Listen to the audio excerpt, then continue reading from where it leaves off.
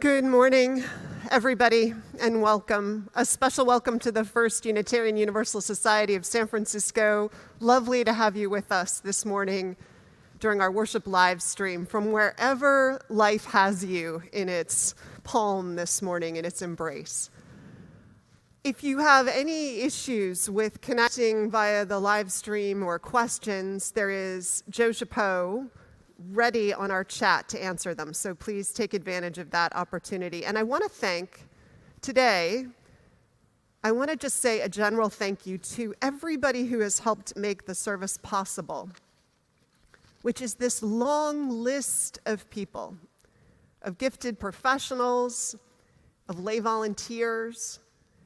I think it's important these days to realize all the different forms that essential work that keeps us whole and healthy and safe and held in this time, all the forms that it takes, and I'm grateful for the form that it takes to make this possible each week. In particular, also, I want to thank Amy Kelly, who did the flowers, who's not even listed here. And I want to hold up one person in particular who has not missed a Sunday since we have been here in various forms of live stream mode. And that is Jonathan Silk. We really wouldn't have been able to do this, and also Eric Shackelford.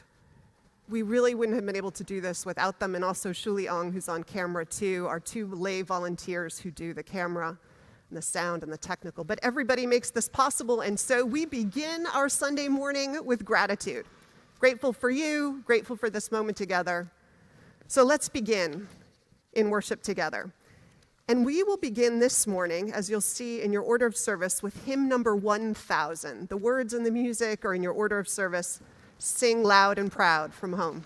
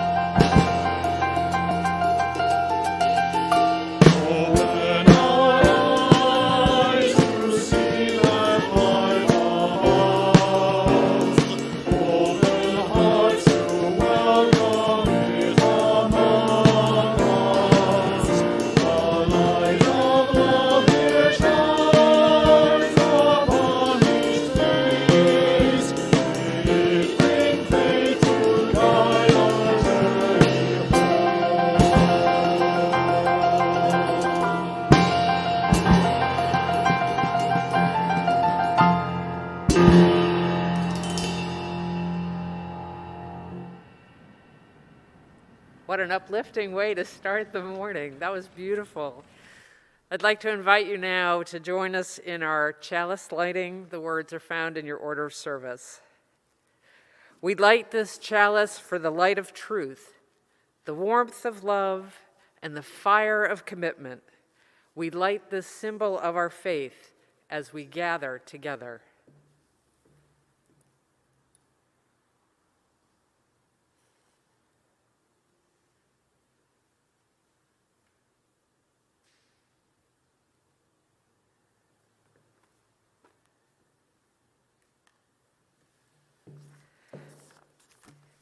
Good morning. My name is Allison Jacks. I'm the Associate Minister here at First Unitarian Universalist Society of San Francisco. Welcome. If this is your first time watching, thank you so much for joining us. You can follow along in the order of service, which is available in the description of this video and is emailed to everyone who signs up to receive our weekly e-newsletter, The Flame. And you can find a link to sign up for The Flame in the order of service as well as in the video description. Our order of service lists upcoming events and links to opportunities to connect, including our Zoom coffee hour, which will follow this service, and so we hope you'll join us. With the election now 2 days away, we invite you to take part in a number of virtual events planned, some by the Unitarian Universalist Association, as well as the Unitarian Universalist Ministers Association, and you'll find those links in the order of service. And in addition, there will be events and gatherings planned here at the church, as well as events that will be happening on Zoom. We offer these opportunities because it's important at this time that we stay connected, that we are sharing with one another and supporting one another. And so again, look for those links in the order of service.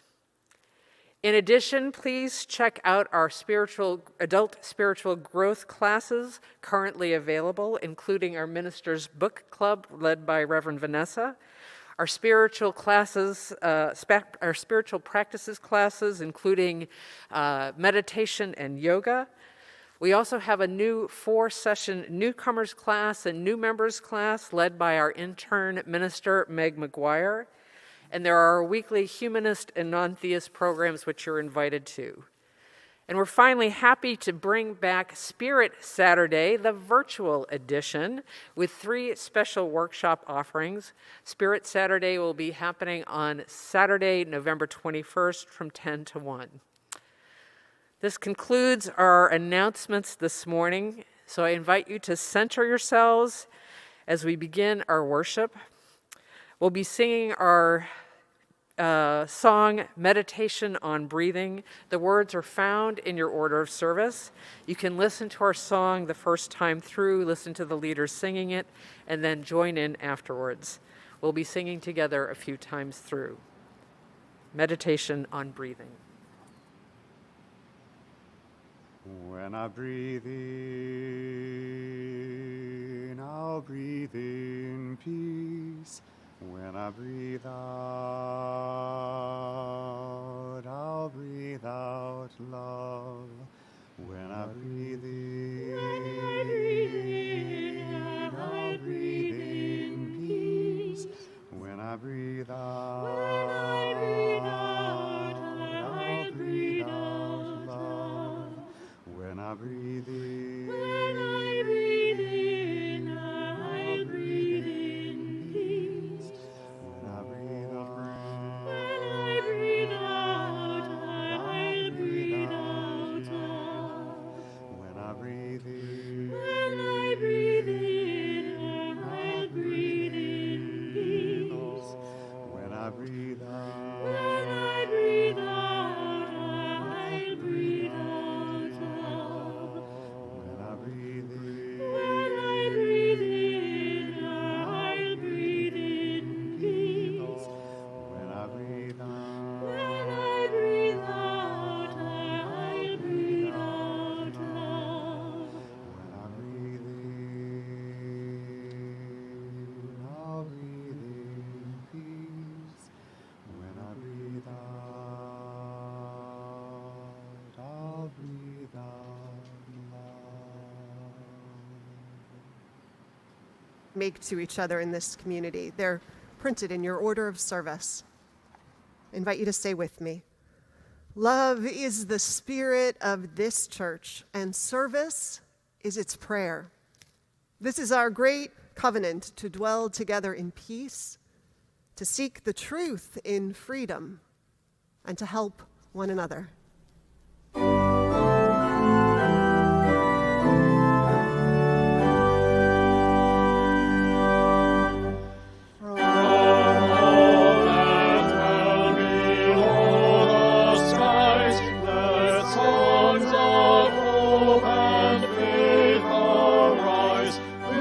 Peace to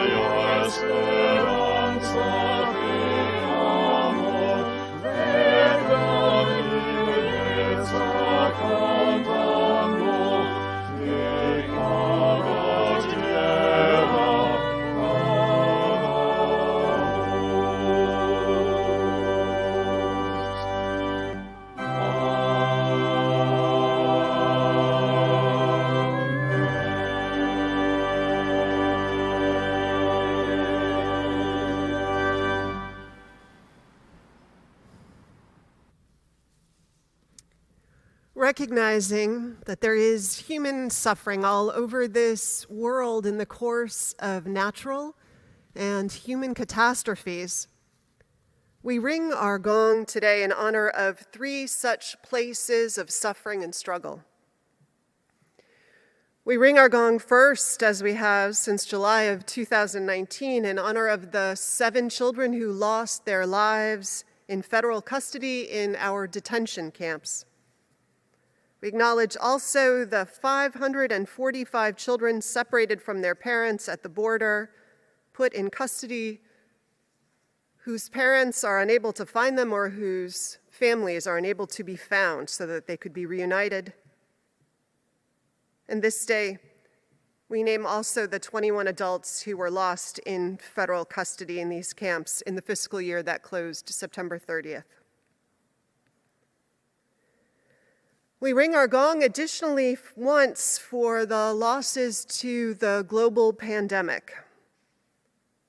This week, 43,844 people globally died as a result of contracting the virus COVID-19.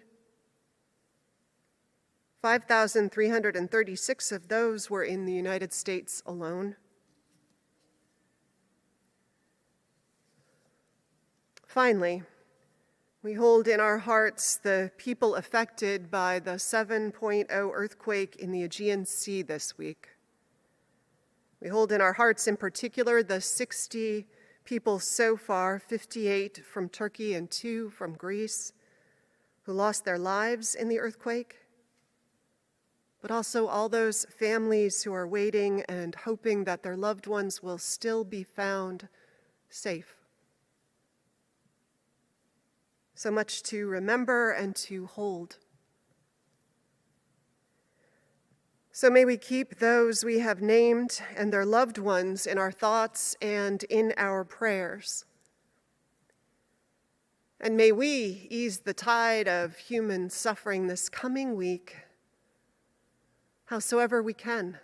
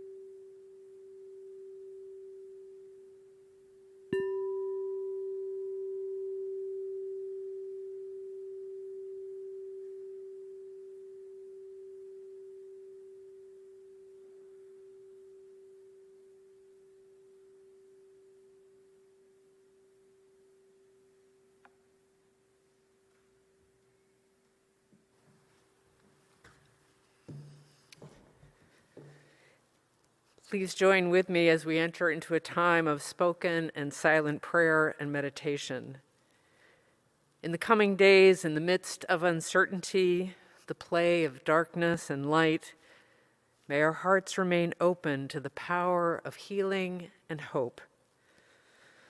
I want to share a poem written by the poet, artist, and minister Jan Richardson from her book, The Cure for Sorrow, a book of blessings for the time of grief. Blessings of hope. So may we know the hope that is not just for someday, but this day, here, now, in this moment that opens to us. Hope not made of wishes, but of substance. Hope of sinew and muscle and bone. Hope that has breath and a beating heart. Hope that will not keep quiet and be polite. Hope that knows how to holler when it is called for. Hope that knows how to sing when there seems little cause. Hope that rises up from the dead, not someday, but this day, again and again and again. Join me now in a time of silent reflection.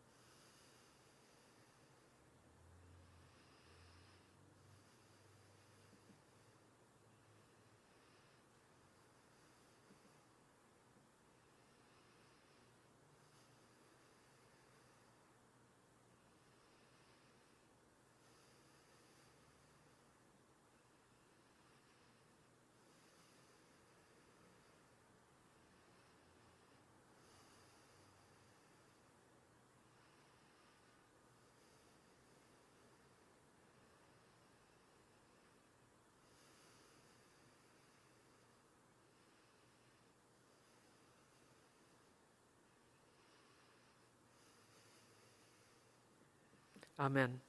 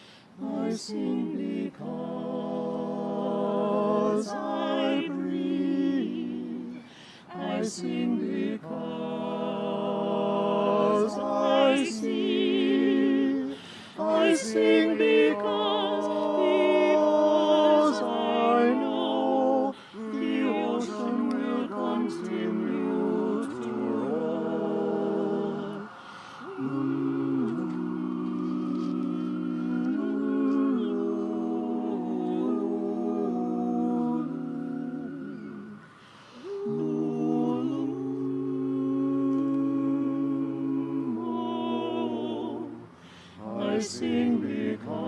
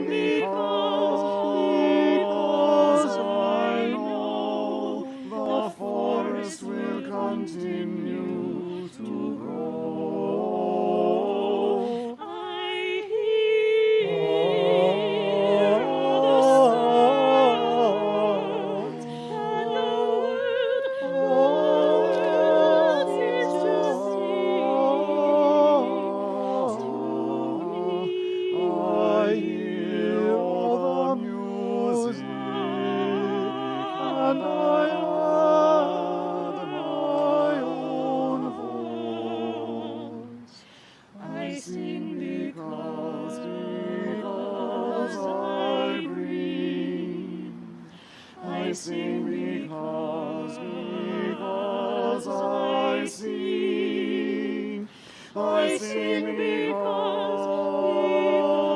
I know that someone hears my voice, and the joy,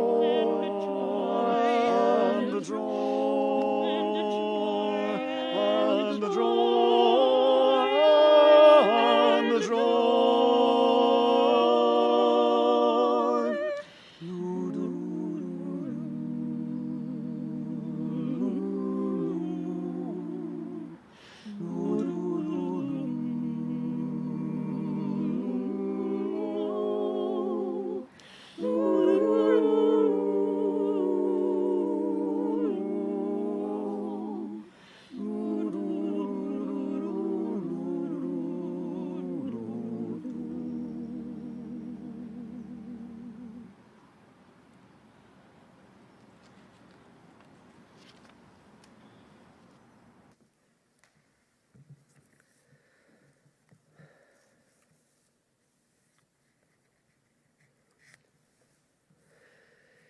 Beginning last night was the pagan festival of Samhain, an ancient Celtic festival set at harvest time that carries through until today in our own pagan interest circle, marking it among us yesterday. Some of the traditions of this time revolve around the belief that the veil between the living and the dead grows thin at this time of year, and ancestors could cross over for a while. Later, Christian festivals of All Saints' Day, celebrated today, and All Souls' Day, celebrated tomorrow, Day of the Dead, they tried to bring that ancient honoring into something that was adjusted to celebrate church leaders that prayed for family members who had died.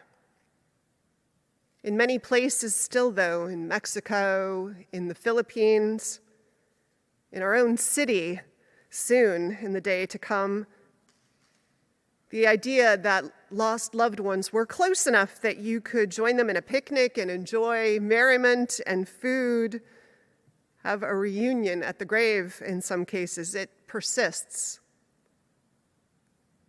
Every human community finds a way to name the loss of loved ones, tries to pull them across the divide a little closer sometimes, needs a time to name and honor and mourn what we have lost, and rituals that I think paradoxically in doing so make space for us to listen and attend to what these beloved friends and family have still left behind with us.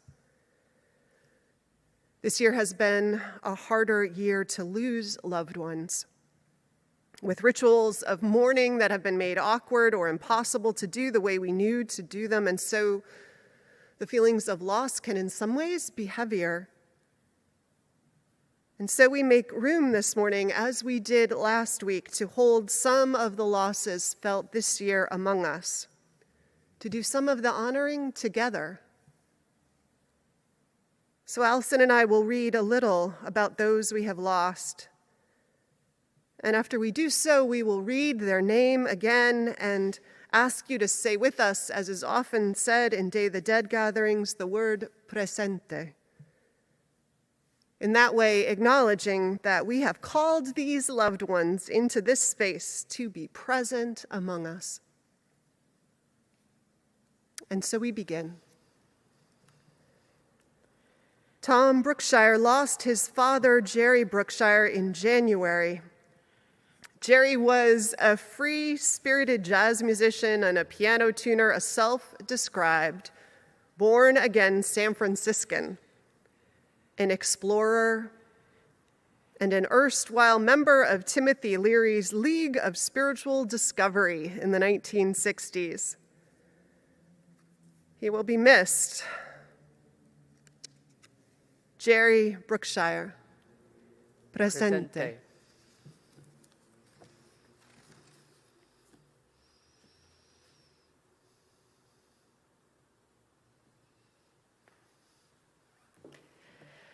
Luann Schulte lost her mother, Josephine Frances Dauber Schulte, As a teacher, Joe was a strong advocate for education, ensuring that many extended family members attended college who otherwise would have not been able to. She was an avid and accomplished quilter, with her work raising thousands of dollars for charity over the years. She had a strong sense of community, delivering Meals on Wheels until she was 90 years of age. Josephine Dauber Schulte, presente. Presente.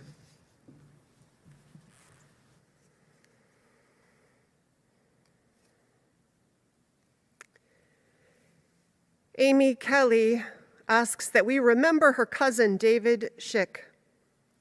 David, who grew up next door to Amy and her brother Dan in Rochester, New York, and was like a second brother to them, always loyal to family and friends. Dave ran a sanctuary for birds and other animals on the northeast coast of Maine for decades. He participated in a theater near where he lived in northeastern Maine. He struggled in these last days of isolation, and we lost him this last spring. He will be greatly missed. David Schick, presente.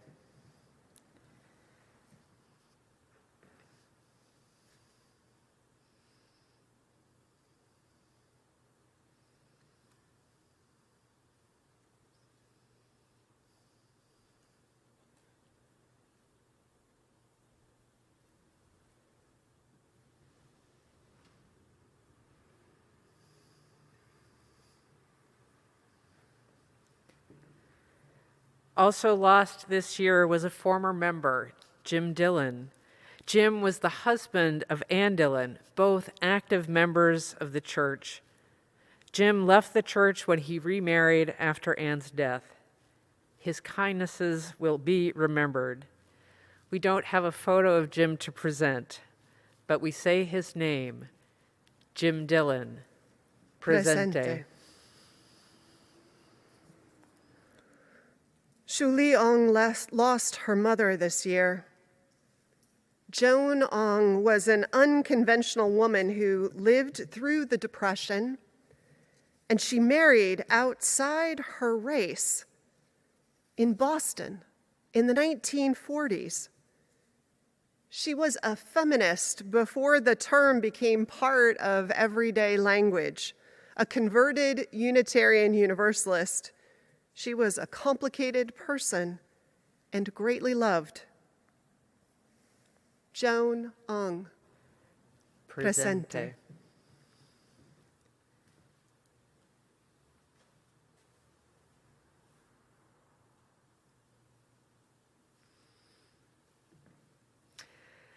Several people have asked us to remember Elizabeth Fisher. Liz was an involved member in our community in the 80s.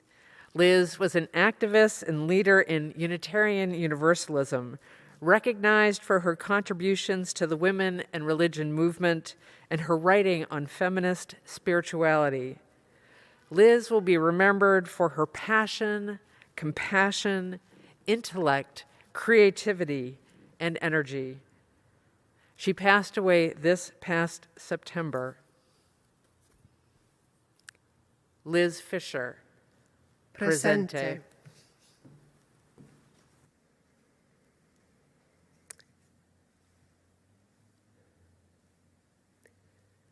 Nancy Buffum asked that we recognize the death of close friends, Copper Persephone and Tommy Finian. And so we do. Copper Persephone, presente. Tommy Finian, presente. New member John Bowman lost his mother to Alzheimer's disease this last year. Mary Rose Cavill was born on August 24th, 1926, and married John's father in 1950. She would lose her husband only 10 years into their marriage when he died in a car accident, and she became a single mother. Mary worked in a bank, getting a degree while she studied worked in a bank, and while she did so, studied to get a degree in early childhood education. She successfully raised all 4 children and died on Christmas Eve, her favorite day of the year. Mary Rose Bowman. Presente.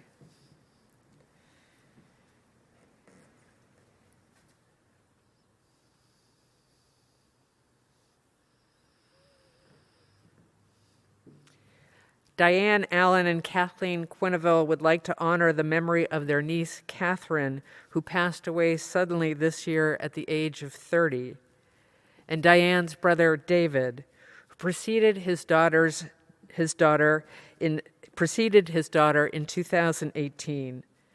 Catherine was lively with a great sense of humor. She was studying to be a paramedic. David, Diane's only sibling, was a wonderful, giving person, the best brother ever. They say, the best brother ever, they say, and they miss him terribly. Catherine and David Allen, presente.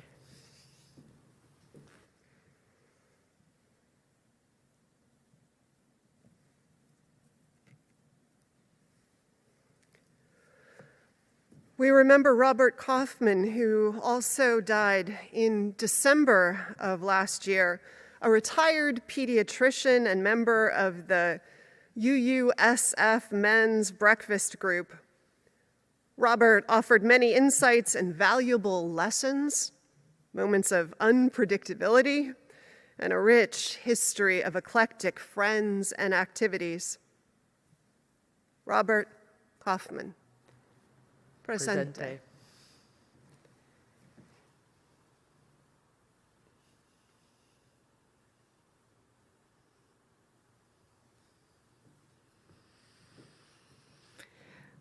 Carlo Connolly lost her sister last Monday. Carlo writes, "When I was 10 years old, my brother married Brenda. She was my first young adult role model, and I saw only wisdom and confidence in what she would later describe as the muddy stumbles of young motherhood. For more than 50 years, I watched her persistently focus on the joy of the moment. Laughter was the way through the defenses that protected Brenda and into her heart. I cannot picture her face without a smile. We don't have a photograph, but we name Brenda Payastiwa, presente. This year, Unitarian Universalism lost 2 giants. Reverend David Petit died of cancer on September 12th. David served our congregation as an affiliated community minister, doing hospice ministry and supporting our pastoral care ministry here for 5 years. For 2 decades afterwards, he served Unitarian Universalism, overseeing ministerial education and credentialing, offering critical support and mentorship to innumerable ministers in their formation. And he faced his own end with grace and realism and equanimity. David Petit, presente.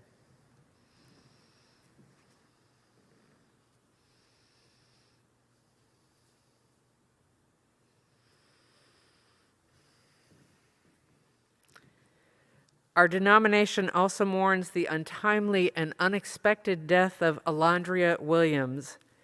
E. came up in the Unitarian Universalist youth movement and went on to serve on the Unitarian Universalist Service Committee, and most recently as the co-moderator of the UUA.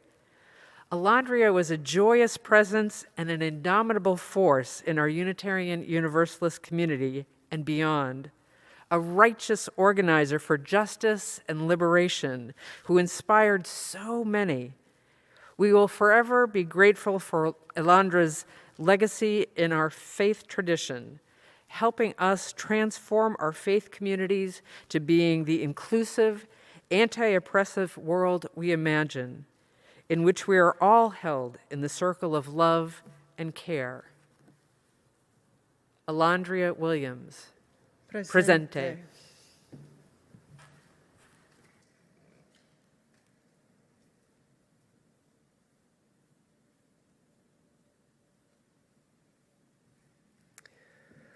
Finally, Anne Revere asked us to witness to the death of Don Beckler on October 24th, 2020. Don, who for the past quarter of a century or more organized locally and nationally in a campaign for single-payer health care. He was steadfast, he was persistent, and focused against overwhelming odds. He attended rallies and marches and collected signatures and sent monthly letters to those who were involved in the cause with him, always signing the letters, "You are great." So were you, Don. Don Beckler. Presente.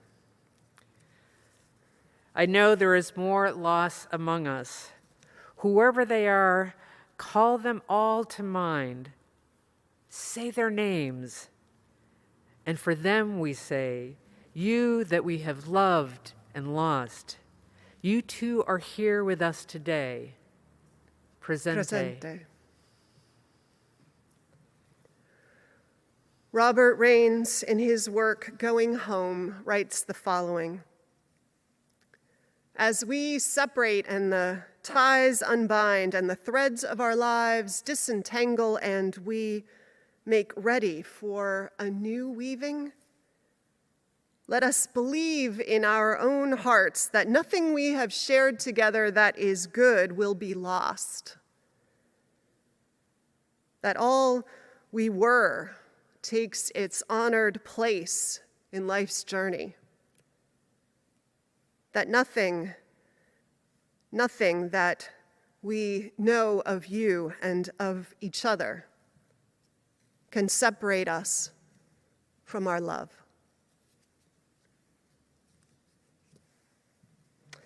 And now our offering, which is for the works and continued ministries of this community, will be both given and gratefully received.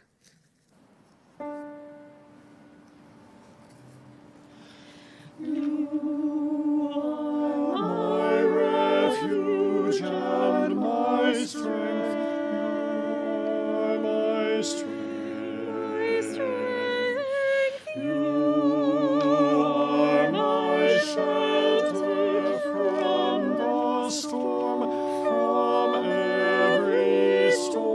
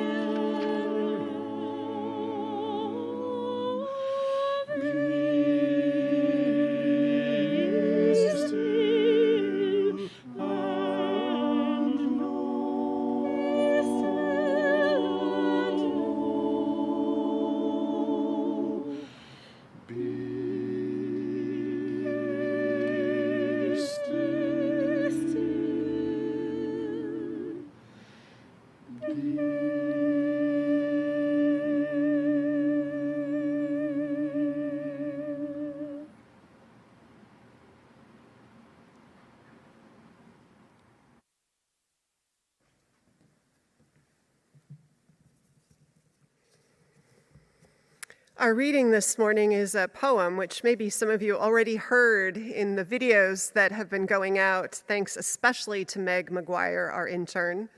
The daily videos supporting us up until the election called Talisman for Our Times. The reading is a poem by British poet Sheena Pugh entitled Sometimes.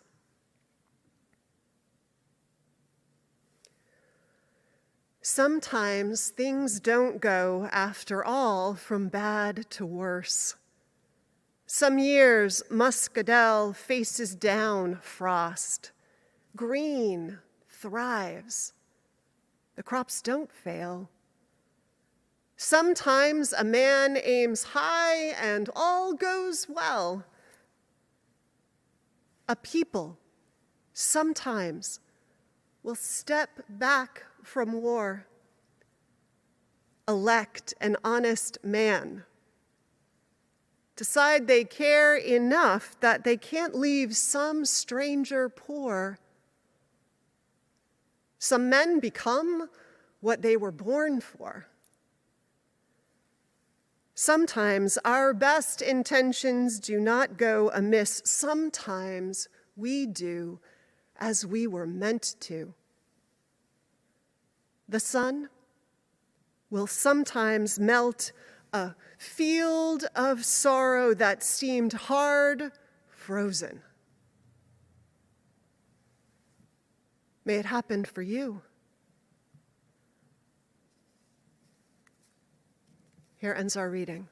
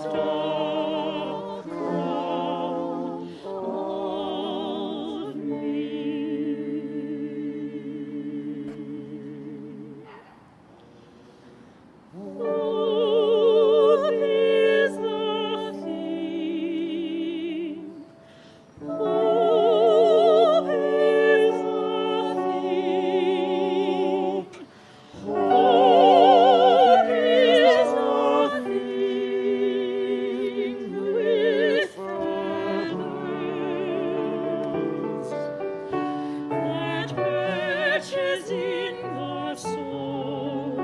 That catches in the soul and sings the tune without the words and never stops at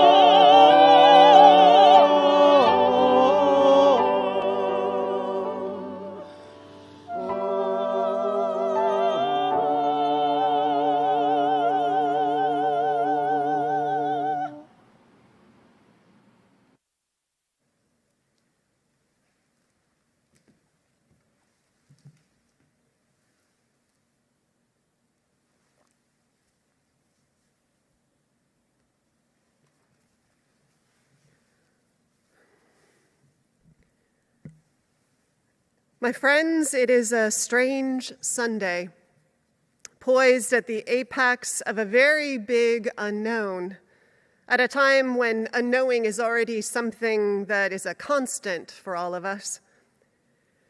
And we've learned to be leery of predicting election results. People can say one thing on the way in and do quite another. Hang. Chads can hang. Social media can blow up a hurricane of dubious but inflammatory energy in less than a 24-hour cycle. And as Barton Gellman pointed out in his much-discussed article, The Election That Could Break America, in this month's Atlantic Monthly, there are legal mechanisms for subverting the election process that exist and rely on the honor and integrity of the sitting president not to use them. So we sit poised. Strange Sunday though it is, it also feels like an important moment to begin doing what I would call some reorienting of the soul, some turning of our energies toward a posture in particular of healing and hope. Because we will need both, animating us as a nation no matter what happens on Tuesday and the days to follow. I think it's a good sign that there is growing hunger in the nation. I think there is for both of those things, healing and hope. Though our passions can be whipped up, and our angers and resentments and our hatred and our fears too, such a life, as we have learned, is exhausting. 4, and really more than 4 years of national reactivity, uncivil conversation, entrenched ways of being in relationship to people that we increasingly see and judge as on our team or not. Well, you and I can look out over the bunkers from all this warring and see the results. A kind of scorched landscape stands around us and between us. I don't need to detail what that means in terms of our institutions, enlightened policies that had long-term objectives of preservation and strengthening, both here and abroad, that have been eviscerated or tied up in infighting. I don't need to detail what it means for our literal health, spiritual, economic, physical, the health of our people in this nation. I don't need to detail what it means in terms of our relationships with one another, stranger, neighbor, family. You know what it means. Fill in the Mad Lib of the state of the nation with your set of chosen nouns and proper nouns and numbers and adverbs and descriptive adjectives.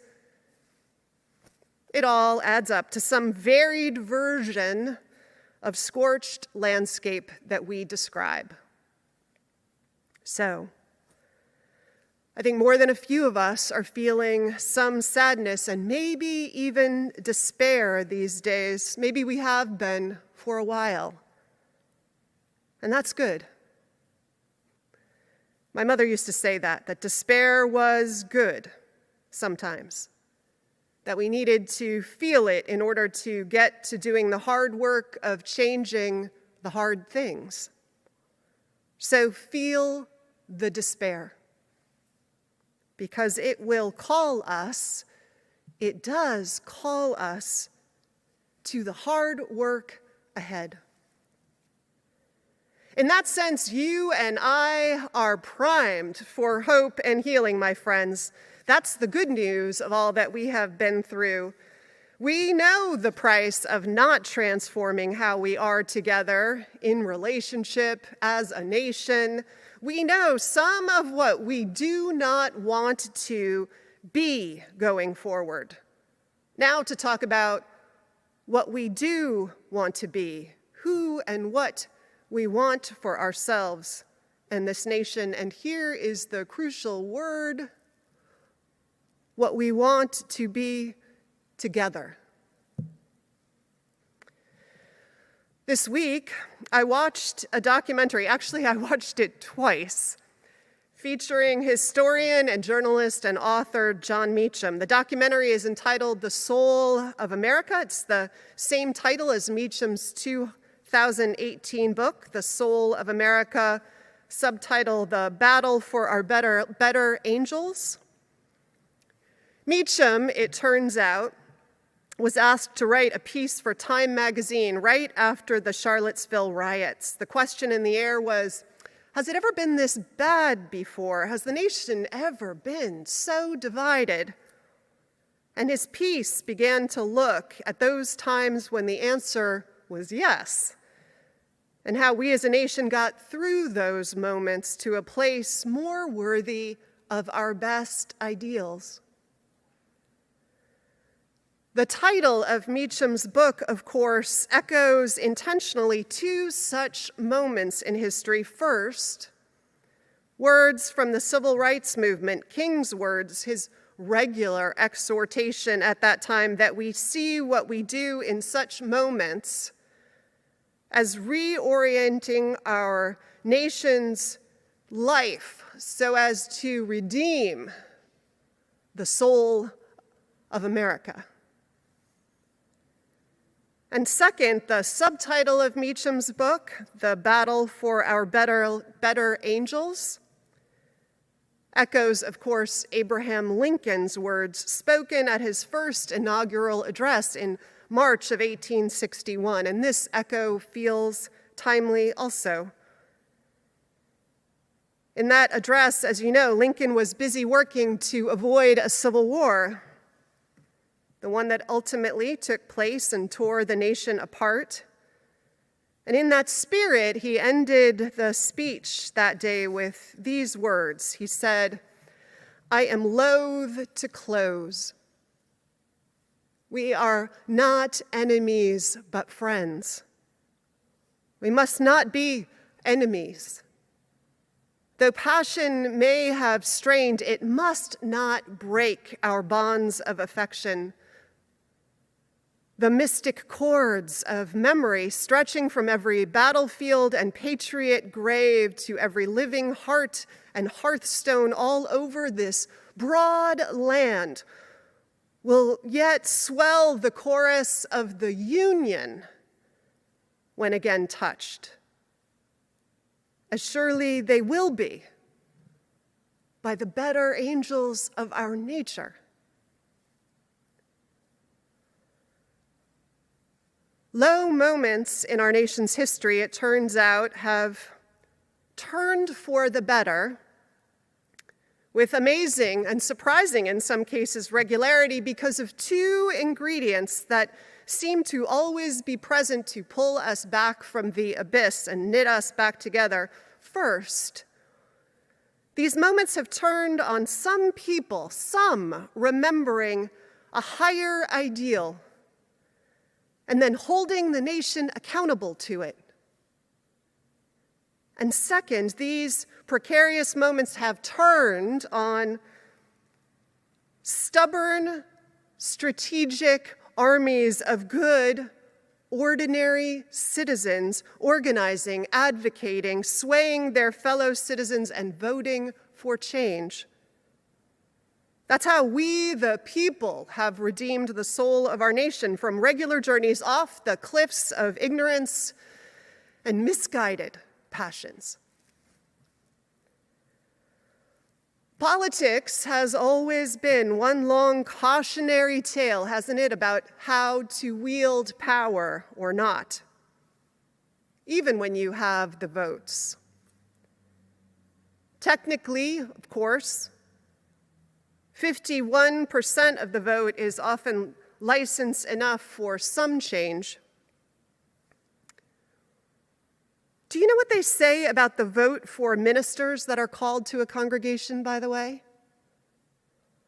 They tell us not to accept less than a 90% affirmative vote. The conventional wisdom of lay people and called leaders alike is that if you don't have that, you won't have the collective power and goodwill to make lasting, healthy change. Did you know that when you voted for your senior minister, that we had to hit that threshold? Did they tell you what we learned, that our version of power with, of power for one another requires immense trust and goodwill? But isn't it also true of any other democratic process or body that has any chance of working for health? That it seeks to have that same critical mass of shared goal.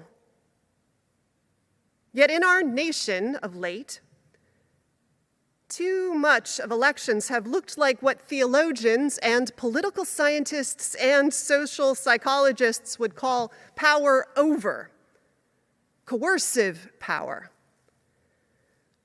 We have fallen into a pattern of victor shoves as much down the throat of loser as they can for as long as they can. One builds up to have their work torn down, the other builds up to have the same happen in this seesawing of power as administrations change, and nothing goes anywhere lasting.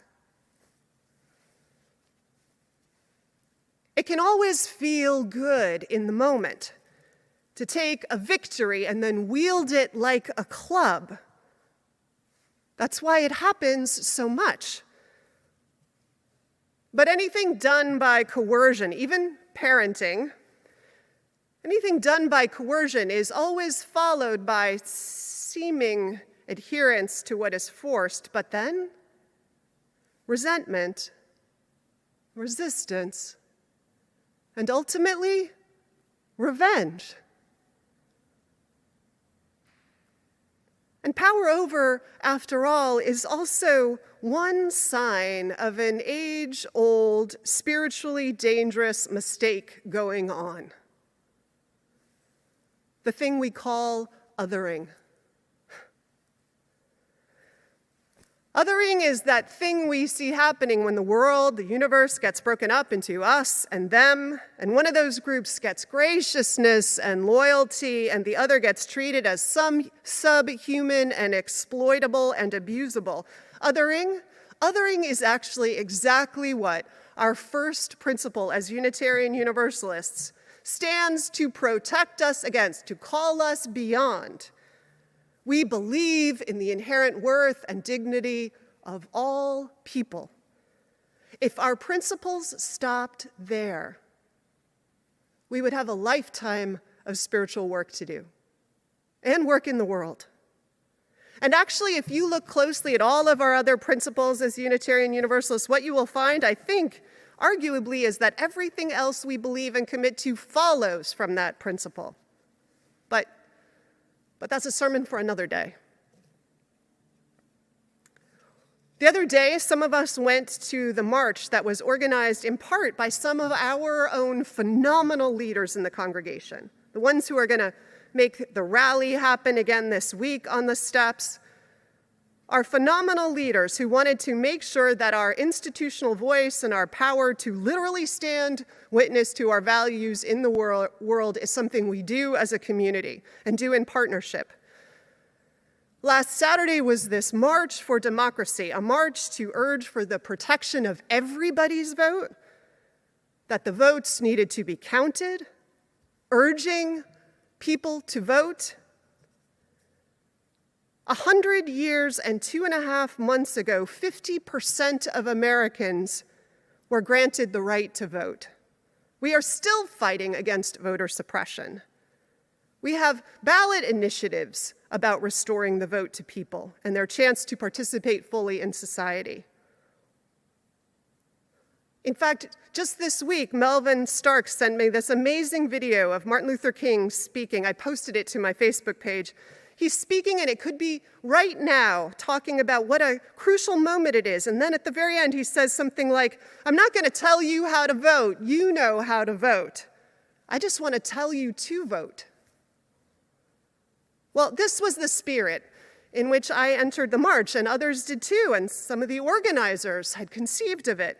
Enough with division, enough with us and them. Let's unite behind the democratic right to vote, the call even of the people whose vote is different from mine to show up at the polls because we believe in this, to trust their conscience, and to know that we'll find a way back to each other when all this is over. Well, other people in the march had a different idea of what they wanted to have happen. And one person in particular started to scream partisan politics through a megaphone. At one low point, all this person screamed was an expletive followed by a candidate's name. An expletive followed by a candidate's name. And let me be clear, I'm not a fan of the candidate whose name they were yelling. But I am, at this point, also not a fan of the way we are not in conversation in this nation, not reaching across the divides, repeating the abusive paradigm. Listening to John Meacham talk in measured ways about who we should be as a nation, no partisan politics named. Listening to former U.S. Ambassador to the UN, Samantha Power, do the keynote address for the 80th anniversary gala for the UU Service Committee, which you can find online, and it's so worth watching. This brilliant, measured woman, clear, engaged, and ready to debate in respectful ways toward a conversation about what the better angels of our nation might look like. All of that is so appealing to me right now. And it so doesn't look like that megaphone chant and 100 other examples on every side of the debate. And it won't be a victory for Democrats and Republicans who use that approach of power over to just continue to stuff policy down their losing opponents' throats. I don't want that America anymore. I have seen from the bunkers the stark and scorched landscape it leaves behind, and so have you.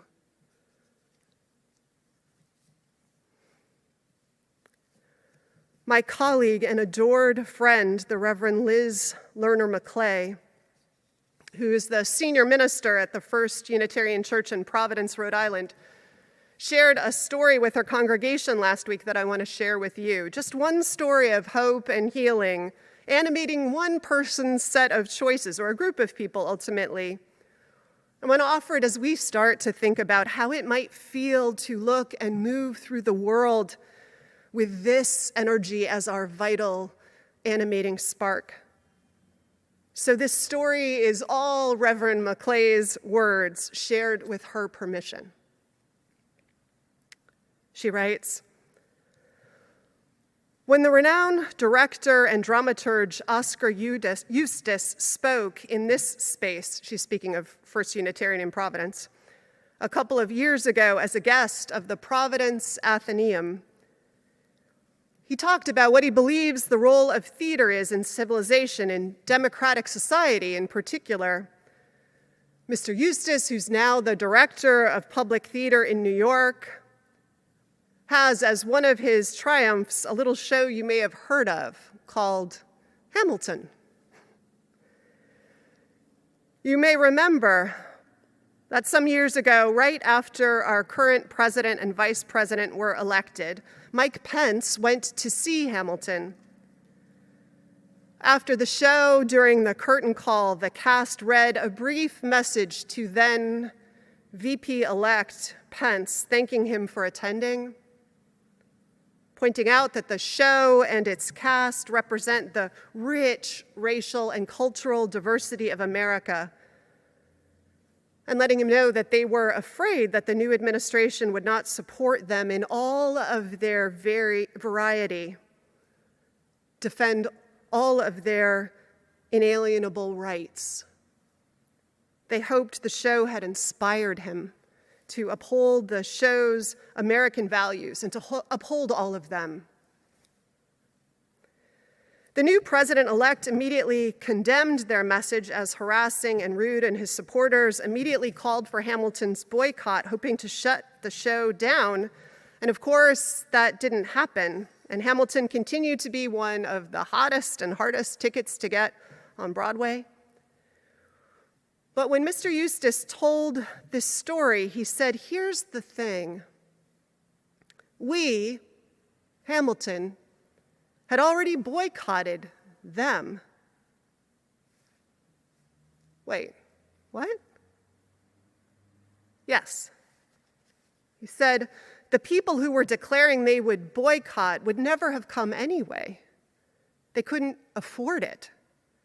They couldn't get into it. The play wasn't for them. Mr. Eustace realized he and the team who had produced Hamilton had also failed all those people left outside its reach. So they produced another play, Sweat, a Pulitzer Prize-winning drama about the struggles for work and dignity in Reading, Pennsylvania.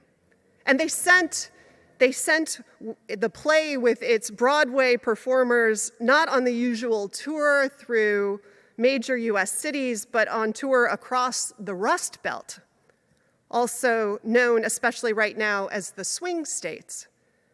Erie, Pennsylvania, Ashtabula, Ohio, Saginaw, Michigan, Hayward, Wisconsin.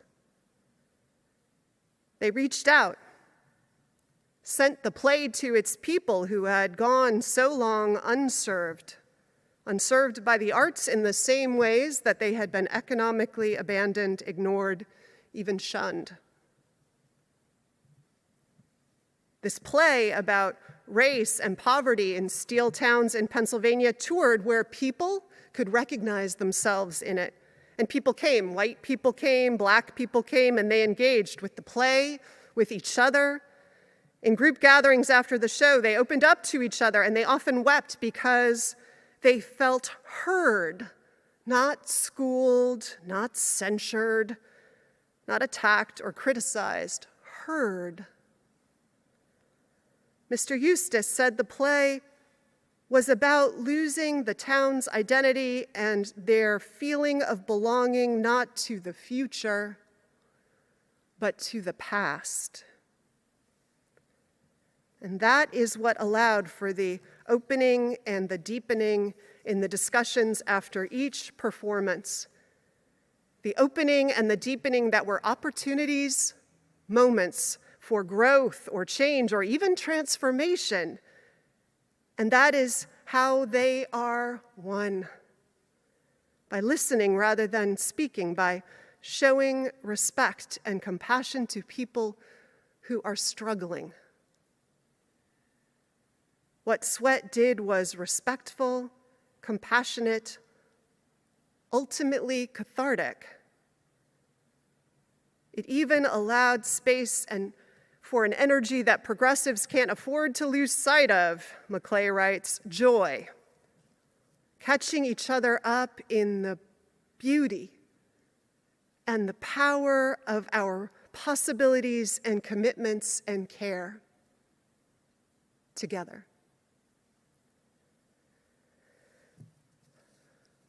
John Meacham, at the end of his documentary, says that there are core values that are vital to leadership, vital also to ordinary citizenship. He says they are these: curiosity, the desire to want to listen to and understand what another, even and especially someone who disagrees with you, believes and why. Humility, that amazing ability to admit when you're wrong and change your mind, something he said some of the greatest moments of history have been about when leaders have changed their minds. Think Woodrow Wilson, walking by suffragettes from the day before he was inaugurated, having them imprisoned and force-fed during his administration, and finally seeing things differently, admitting he had changed his mind and signing women's right to vote into law. Third, Meacham says, is empathy. Staying open and interested in another's experience, reaching toward them, and finding places where our needs and cares and worries overlap and building from there with respect. And dare I say, love. Power with. It requires that we all enter with that new guiding spirit at the heart of what we do, those disciplines of citizenship that Meacham names, hope and healing as our objective. And it is time for all our sakes that we reclaim all of this. Gather it as what we need, strap it to our backs, tattoo it on our hearts as we set across the scorched landscapes all around us to meet who waits for us on the other side, or maybe just right next door. As Sufi mystic Rumi wrote, out beyond the landscapes of right-doing and wrong-doing, there is a garden.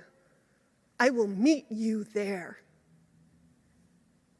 As Abraham Lincoln said, we must not be enemies, though passion may have strained. It must not break our bonds of affection. All over this broad land will yet swell the chorus of the union when again touched, as surely they will be, by the better angels of our nature.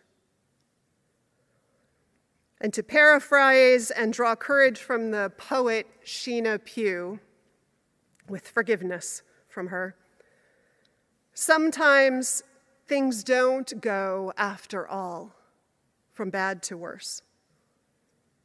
Some years, muscadel faces down frost, green thrives, the crops don't fail. Sometimes, a people aims high, and all goes well. A people sometimes will step back from war, elect an honest person, decide they care enough that they can't leave some stranger poor. Some nations become what they were born for. Sometimes our best intentions do not go amiss.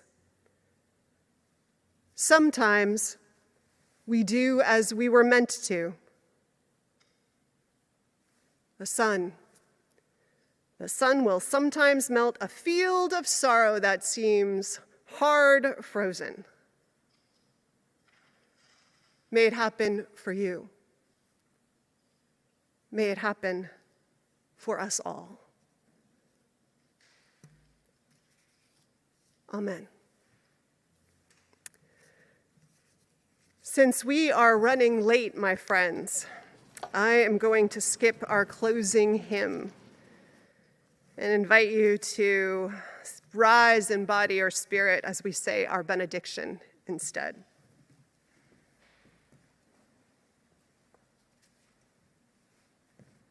And the words that we say to close today are words written by Richard Davis Lowell, worship associate here. Like never before, we are in this together, like rowers in an octuple scull or canoe. We will only get to where we want to go when we hit our stride and learn to pull together. If we separate, if we work against each other, we are surely lost. Together, our purpose becomes clearer, and work becomes synchronized, clear, and purposeful. If we pull together, we leave no one behind. It has never been more true than today. United, we stand. Divided, we fall. So go in peace, my friends. Go in courage and love, for this is the day we are given. Let us rejoice and be glad in it. Amen.